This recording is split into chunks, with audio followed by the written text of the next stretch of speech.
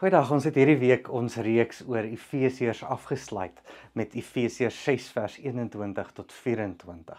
En daarin kan mens sommer maklik deurlees en sien, dit lyk maar net soos 'n tipiese afsluit van die gedeelte, maar nee, eintlik is dit 'n omarming van die hele teks. Ons word herinner oor hoe ons by God ingesluit is, hoe ons as gelowiges almal ons moet omarm en veral ook mekaar moet omarm. Dat ons eerder sal kyk in terme van dit wat ons met mekaar saamstem as ons verskille. Ek dink die belangrike ding is God se liefde wat aan ons oorgedra is, dat ons dit ook so oordra aan ander en dat ons daarin ons hoop en ons verskil vir hierdie wêreld sal raak sien. Mooi week vir jou verder, totsiens.